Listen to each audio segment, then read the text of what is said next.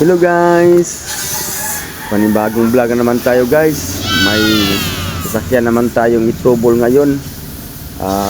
Ang unit natin Toyota Hilux 2015 model.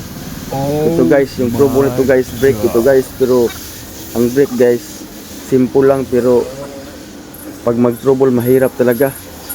Ito ang pinagmahirap ang brake guys, kasi daming pinaghalaan natin. Ito guys, yung caliper nito guys sa front nilinisan namin, at saka yung sa likuran linis na din. Yung mga lahat ng mga system binaba ko at binubugahan ng hangin, pero wala pa rin guys. Kaya nag-decide ako, pinaba ko yung master. So nakita natin ang master pala yung problema, may punit yung master guys. Pag mapunit yan guys, mahirap talaga, hindi mag-pressure ng hangin mapunta sa likuran at saka yung sa caliper sa front. Kaya guys, natapos na sila, nagpalit ng master repair kit guys. Kaya guys, binabalik lang ni Maymay guys yung repair cup master kit. Kaya guys, pinalagyan ko na ng Jipo yung fluid. Kaya i-testing natin kung good job ba natin trabaho natin. Kaya ako ang nagbumba dyan, pinipisit-pisit ko na lang dyan. Sinsya na mo sa Tagalog, bunuluan ako guys, kasi mahirap mag-Tagalog guys. Pag Bisaya ka, hindi mo sanay magsalita ng Tagalog.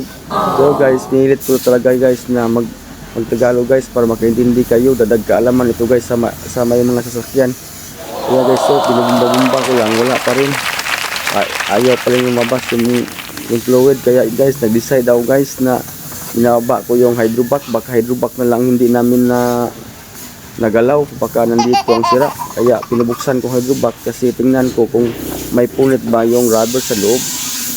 Yung guys, mag-repair ng hydrovac guys, dapat dahan-dahan lang, kasi may spring sa ilalim. Kailangan yung pinag-ingatan mo yan, kasi pupitik yan. Sa Bisaya ba, mupitik yan guys.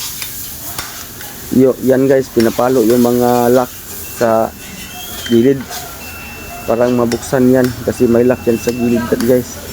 Kaya guys, kung tayo magawa ng brake, nadagkaalaman ito. Kaya adnalis dito, kasi pag dami na kayo palitan, doon na kayo mag-point na sa hydrovac ang sira. Kasi lahat naman system okay na lahat, bakit ayaw pa rin, matigas pa rin siya. Pero brake naman, pero mag-brake ka ng Lunes, doon sa Bernice maghinto, paano na yan? Bangga tayo dyan, patay tayo dyan. Kaya guys, mong spring guys, biglang sumulpot, kasi si Maymay bigla niyang inopen, akala niya walang spring. Kaya guys, tingnan natin yung rubber kung may punit ba.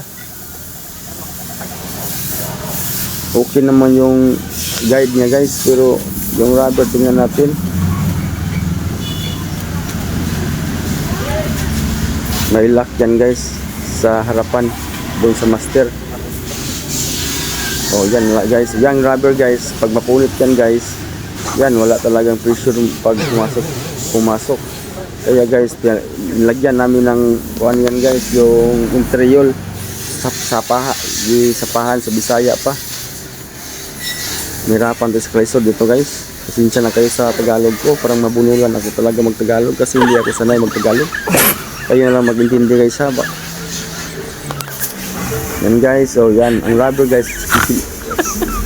Hindi pa kuha na ko na guys, parang malantaw kung nabadi bisi.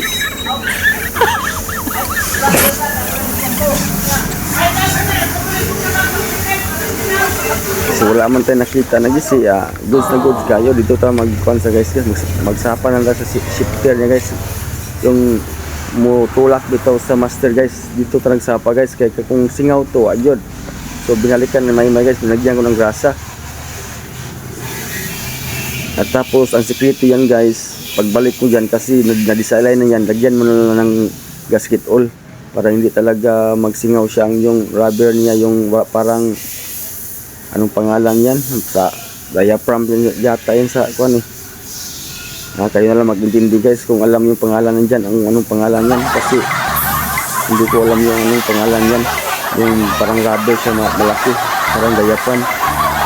So ilid yan guys, yung sekreto guys, lagyan mo ng gasket oil, para pag lagay mo yan, pero maglagay ka ng marking ha, kasi pag hindi ka maglagay ng marking yan, pagbalik mo doon sa housing na apat may tornilyo, hindi yan ma-shoot. Kailangan talaga may marking. Okay guys, binalik na guys, tapos pupukin na yan guys para magbalik yung lock niya. Yan ang sikreto guys, kung may sasakyan kayo, dadag kaalaman to para sa inyo. Kaya tapusin yung video ko kung ma-okay ba talaga ang ginawa natin. Kasi lahat ng system na sa brake, pinalitan ko na, master, cleaning, lahat, malinis na lahat. Wala tayong pinanghalaan dito lang sa hydrovac. Bakit siya matigas? Kasi guys, yung hydrovac guys, yan ang mag-booster na magpalambot ng brake. Bisaya pa, magpahumok ba? Pag brake mo humok ka kayo guys, yung tapot din kayo. Oh. Testing ng bumbang may guys, so walang singaw guys. Balik natin guys kung wala ba talagang palpak sa trabaho natin. Pero normal lang ito guys, papalpak kayo kasi repair ito guys eh. Para makatipid niya yung customer sa gastusin, kasi mahal yung hydrovac guys. Kung bilhin mo to 5,000 to 4,000 yata. Kadalasan yan guys ha, yung mga old model pa yan. Kung mga bago guys, mahal na yan, nasa mga 8, 7. Binalik na may guys, kung tingnan natin. O yan, 4 na tornilyo guys, so kailangan lagyan ng marking para pag pasok mo dyan, hindi magtagilid yung master, yung lagayan ng fluid. At saka yung may sensor sa taas, hindi yun ma-disalign. Si Jipoy guys, yung pinapasok ko sa ilalim, lagyan ng tornilyo ng yung 12. Yan guys, testing tayo guys kung okay ba ang ginawa natin. Try tayo test drive guys. Okay kayo, murag humok na kayo guys. Pag natin na guys, humok kayo guys. First nung una na kapulo na yung test drive guys. Wa Japon karon guys, so murag okay na kayo gipa naog na ko ang hydrovac para maghumok na guys siya guys. Oh, tawa. Okay kayo. Murag makasave na pud ang customer ni guys. Oh, good na guys, ang tikin ako diya guys. So kayo good na guys. Good kaya na. So makasib na itong customer ni guys sa pag-repair na to sa hydrovac guys. Kaysa mo magpaihis sa diretso, doon na to ipaagi yung ayom-ayom sa mga kinaraan pa ayom-ayom. Kaya walay budget. So bisalira po itong ayom-ayom guys. Okay, goods na po. Okay man po kayo itong gibuhat na pag ayom-ayom. Oh, brake guys. Oh, okay kayo. Tagsarang sintak guys. Tapot kayo eh. At least drive paglayuan eh. Pero matestingan dyan kung bigay ba yun siya. Okay ka guys eh. Kaya guys, kung kayo may sasakyan guys, yan lang gawin niyo parang makatipid kayo sa gastos. Thank you for watching guys. Salamat sa suporta. Share and like. Thank you guys. Sa sunod na po vlogs guys, kita-kits na naman tayo. Dito guys, malayo nang inikutan ko dito sa Hill Sanchez. Paikot ako papunta sa SPC guys. Thank you so much. I see you next vlog. Bye bye. Share and like.